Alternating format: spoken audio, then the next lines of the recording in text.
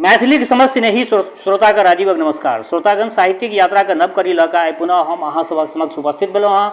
आजुक जे ई नवकरी छै, एहि नवकरी के सूत्रधार छथि अपना आधुनिक मैथिली साहित्य का कालजयी प्रतिष्ठित रचनाकार श्री अर्धनारीश्वर जी। श्री अर्धनारीश्वर जी के एकटा रचना संग्रह छनि अन्हार गलियारी। एहि अन्हार गलियारी में से हिनकर एकटा रचना आइ हम अहाँ सभक समक्ष राखि रहल छी। रचना से पहले एक बात कह चाहे छी, जँ केओ गोटा नव छी हमरा चैनल पर, पहले बेर देख रहा है वा सुनि रहल छै तऽ निश्चित चैनल सब्सक्राइब कऽ ली से आकांक्षा। तऽ बेस लेल जाओ आइ आजुक जे ई कथा यात्रा छै हिनकर ई रचना के शीर्षक छै सपूत। तऽ ई रचना जे छै से एकटा गरीबक जे जीवन छै आ गरीबक जीवन में जे परिवर्तन अबै छै आ कोना अबै छै एहि सब पर में ई एकटा जे ई कथा लिखलखिन हँ। वास्तव में साहित्यकार जे होइत छथि ओ समाजक जे अल्ट्रासाउंड कहि सकै छियै, अल्ट्रासाउंड होइत छथि। तऽ बेस लेल जाओ आजुक ई रचना सपूत। पिछला 30 वर्ष में पहिल बेर आइ एहि आंगन में शंखध्वनि भेल। पिछला 30 वर्ष में पहिल बेर एहि आंगन में शंखध्वनि भेल होयत। हरेक ध्वनिक संग पिताजी रोमांचित भऽ रहला अछि। बोगुला जकाँ सदिखन गर्दन झुकौने जिन्हार ओ आइ और नतमस्तक भऽ जाइत छथि। ठीके आस्तिकता मनुष्य के अत्यंत विनम्र बना दै छै। माय सेहो बेर बेर दुनू हाथे आँचर पकड़ि भगवान के प्रणाम करैत छथि। हुनक आज्ञाक अनुपालन केनिहार हुनक पुतौह सेहो बेर बेर तहिना करैत छथि। दुनू मिल के ओहि 4 वर्षक नेनासँ जखन 2-4 बेर प्रणाम करौलनि तऽ ओ माय एवं मैया के देख देख ओहिना करैत अछि जेना माय मैया करै छै। थाकलो रहला पर पंडित जी जोर जोर से बाँचैत छै नारायणं नमस्कृत्यं नरं चैव नरोत्तमं।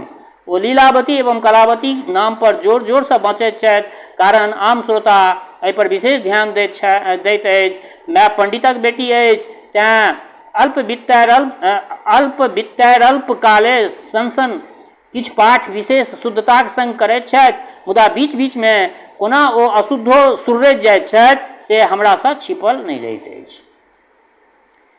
ई चौपहरा पूजा का अंतिम पूजा थी। गोधूली समय का अर्थात दिनक 4म पहरक पूजा। एहि अवसर पर कीर्तन मंडली के बजौने छी हम। हुनका लोकनि के लेल चाह पानक संग भोजन के इंतजाम सेहो अछि। सब बड़ा उत्साहित छथि।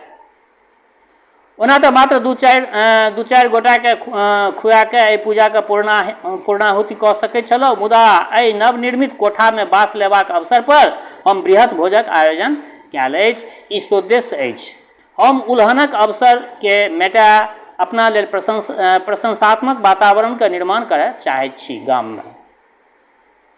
गामक सर्वश्रेष्ठ कुटीचालक के विशेष रूपे आमंत्रित केने छी। हमर एहि बदलल स्थिति में सफल आयोजन से ओ भीतरे भीतर जरि रहला अछि। श्रोतागण, सब गाँव में एहन तरह के लोक सब होइत छथि, पहिनहियो छलै अखनो छै। कोनो ने कोनो दोख निकालक प्रयास में ओ हमरा सुनबैत अछि। एकटा लाउडस्पीकर तऽ आनि लीतऽ तऽ नीक रहितऽ न।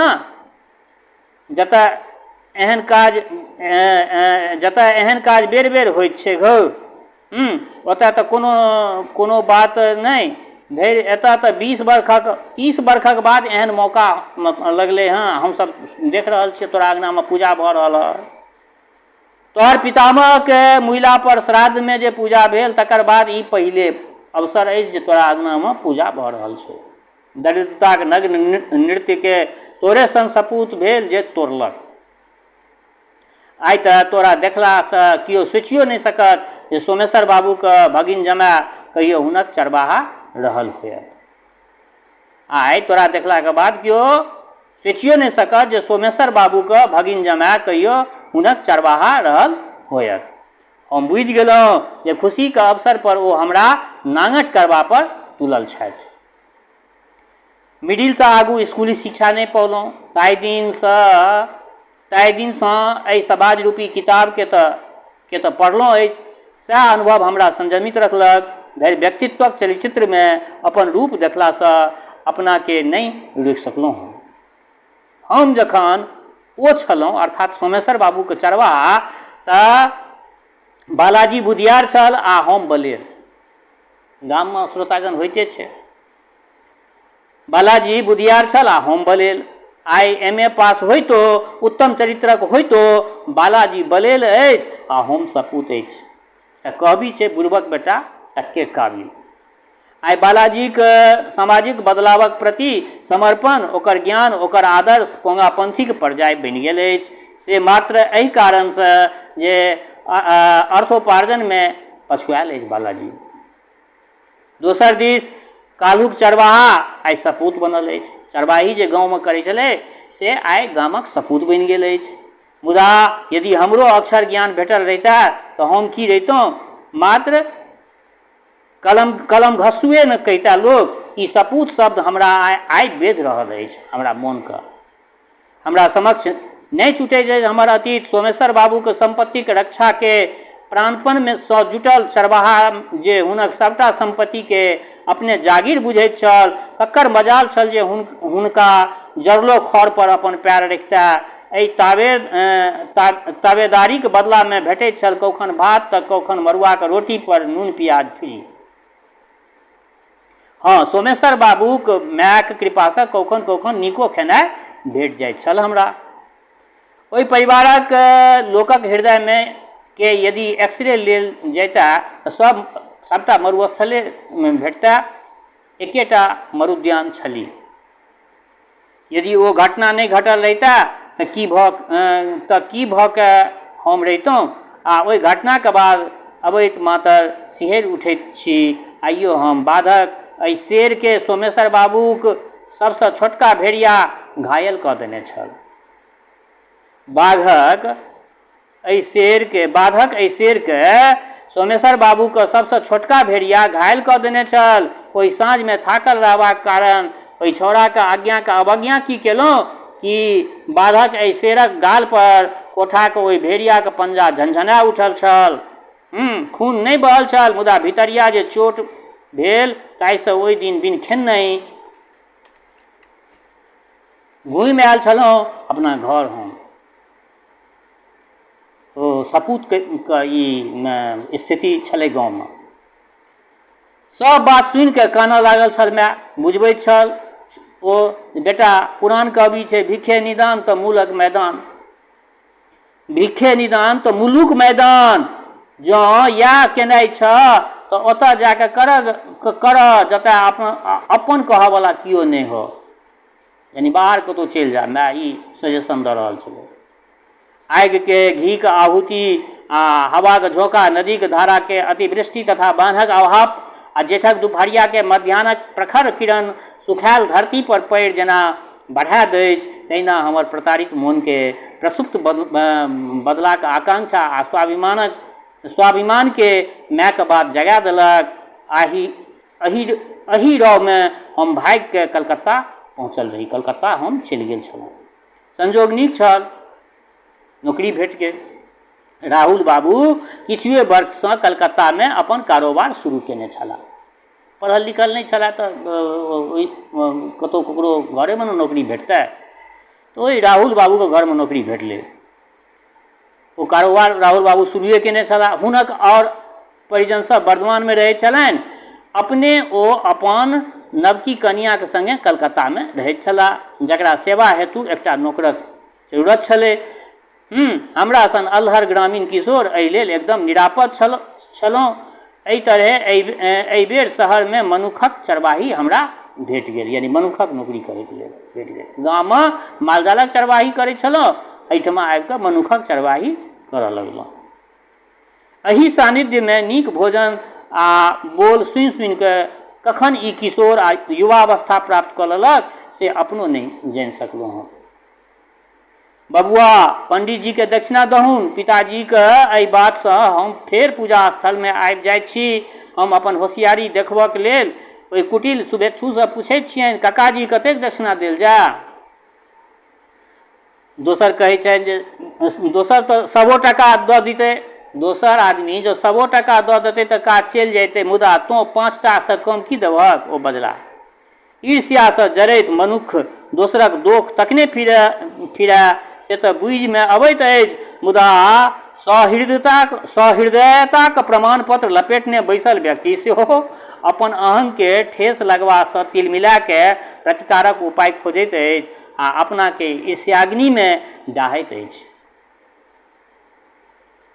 नम्रता के खाल ओढ़ि हम कहि उठैत छियनि, यदि 5 में अपना दिस से हम एक और दऽ दिए तऽ बेजा हेतै कि, यानी 6 टका दऽ दिए तऽ बेजा हेतै कि? नहीं नहीं, से नहीं करऽ, बेजोड़ देल जाइ छै, 6 टका जोड़ा भऽ जेतै तहन 7 टका देबऽ पड़तऽ।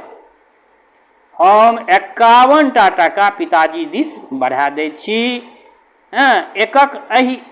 एकक एहि रहस्य के जानि ओ विस्फारित आँखिए एतावत द्रव्यमूलक दक्षिणा महन ददे कऽ विधि देखऽ लगै छथि पंडित जी।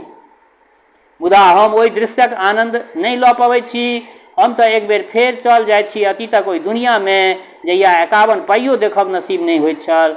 काजो शुरू केला पर 2 महीना कमाई छल ई 25 टका से 50, 100 या 5000 यात्रा में की हेरायल आ भेटल से जानब बड़ा दिलचस्प अछि।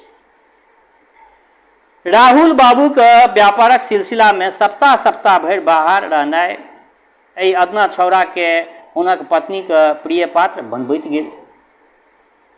गामक अलहर ई छौड़ा ओहिठमा युवा सेहो बनि गेलै। कहिया बनि गेलै से ककरो नहीं पता। आ वो मालिक जे छलै से घर से बाहर रहै छलै हरदम। तैं हुनका पत्नी के प्रिय पात्र ई छौड़ा के बनबैत रहि गेल चल गेल। एहि क्रम में चुहलबाजी से छेड़छाड़ धरि ओ बढ़ैत गेली, यानी ओ मेलकैन जे छलै से छेड़छाड़ धरि ओ बढ़ैत गेली। मुदा ताहि सब घटना से अविचलित ई छौड़ा अपन कर्म में लीन छल। धरि ओहि कामनी के अतृप्त इच्छा कखन धरि सीमा में रहिता। राहुल बाबू व्यापारक क्रम में बाहर गेल छलाह। हुनक तार आयल जे ओ 1 मास धरि बाहरे रहता। 1 मास धरि बाहरे रहता। से पढ़िते जोर से दर्द उठल छल मेलकैन के शरीर में। मेलकैन के शरीर में जोर से दर्द उठल छल। हुनका राति राहत पहुँचेबाक लेल तेल लऽ के मालिश करऽ लागल छल। वएह सपूत के कहानी छियै श्रोतागण। ओकरा वएह काजे छलै, मेलकैन के मालिश केनाइ, पैर दबेनाइ, जे टहल टिकौरा केनाइ, वएह सब करै छलै। तऽ मालिश करऽ लागल। ओहि दिन अपन दर्द कम करबा पर जेना दृढ़ भऽ गेल छली राहुल बाबू के पत्नी, अचानक मेलकैन ओकरा पजिया नेने छली। अचानक मेलकैन ओकरा पजिया नेने छली। ओ कोनो प्रकारक सोच विचार कऽ पबिता ता ओकर वस्त्रो उतरि गेल छलै देह पर से। एहि प्रकार ओकर नांगट देहे ओकर आर्थिक सुदृढ़ता के आधार बनल अछि। दरमाहा जहिया 500 छल तहिया बख्शीश 5000। बख्शीश 5000 एहि देह धन से निर्मित भेल गामक ओकर ई श्री संपन्नता। बुझि गेल हेबै श्रोतागण। ओ बाहर में जे छै से चाकरी की करते, कोनो काज तऽ छलै नहि ओकरा। जे छै से वएह संपन्न व्यक्ति अपने घर से बाहर रहै छलै आ ओकरा संगे जे छै से ओकरा अपना मनमानी अपना ढंग से जे छै से ओ यूज करै छलै ओ महिला, आ ओकरा बख्शीश में खूब पैसा दै छलै। ओही पैसा से जे छै से ई सपूत बनि कऽ गाँव में कोठा के घर तर बनेने छल। बबुआ पंडित जी के प्रणाम करऽ। पिताजी के एहि बात से पुनः हम पूजा लग चल अबै छी। एहन सपूत भगवान सबके देथुन। एहन सपूत भगवान सबके देथुन। पंडित जी के ई आशीर्वाद हमरा हृदय के तार के झंझना दै छै। श्रोतागण सब जनै छियै पैसा केना लोक कमाइ छै। ई तऽ जे कमाइ छै वएह टा जनै छै। बाहर के लोक के तऽ इएह होइ छै जे बस वएह बहुत पैसा कमेलकै। गाम घरक लोक तऽ वएह बुझै छै जे बहुत पैसा छै तऽ वाह बहुत बहुत ई संपन्न भेलै। तैँ लए कऽ ओ ई बात सुनि कऽ ओकर संपूर्ण शरीर झंझना गेलै। सपूतक प्रतिध्वनि से हमर कान फटैत बुझाइत। सोमेश्वर बाबू के बेटा के तमाचा से जोरदार तमाचा आइ बुझाइ छी। आखिर किया ने ई शब्द हमरा सुख दैए। सपूत शब्द सुनला से हमरा किया देह में एतेक उड़ी बिड़ी जकाँ लागि जाइए। एहि दिन लेल तऽ ई सब सहलहुँ अछि, फेर ई अपराध बोध किया हमरा मन में उपजैए। मोन आइ बेचैन भेल अछि। हम जनैत छी जे एहि समाजक नजरि में हम सपूत छी। केओ रोकलो से नहीं मानत से कहबा से पूरा गाम के लोक हमरा सपूत कहि रहल अछि। धरि सब बात जनला के बादो अहाँ की कहब हमरा। ओना अहाँ जे कही, मुदा हम जनैत छी जे हम छी पुरुष वेश्या। हम छी पुरुष बेश्या एहिसँ औंधाइत अछि हमर मोन। तेँ सपूत सब सुनलाके बाद हमरा खलबली उठि जाइए। एहि पूजाक शुभ घड़ीमे हमर स्वाभिमान हमर एहि पुरुष वेश्यासँ लड़बा लेल उद्यत भऽ जाइत अछि। आब चाकरी हेतु हम कलकत्ता नहि जायब। मोनमे निश्चय कऽ लेलहुँ जे आब नौकरी चाकरीके लेल हम कलकत्ता नहि जायब, एतहि हम व्यापार करब। व्यापारे बसती लक्ष्मीके सत्य करैत लक्ष्मी पात्र बनब, अपन व्यक्तित्वक छायासँ मुक्त भऽ सपूत बनब, अवश्य बनब, गामेमे रहब, कलकत्ता नहि जायब। बेस श्रोतागण, आइ हिनकर ई एकटा रचना अहाँ सभक समक्ष रखलहुँ हँ। ई रचना केहन लागल से अपना प्रतिक्रियासँ जरूर अवगत करायब। ई रचना युवा लेखन पटना द्वारा विद्यापति भवनमे आयोजित सगर राति दीप जरा 17 अगस्त 1997 के पठित भेल छलै।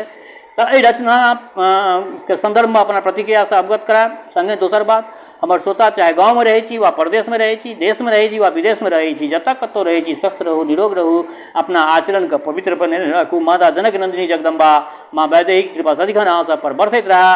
शुभकामनाक संग जय मिथिला, जय मैथिली।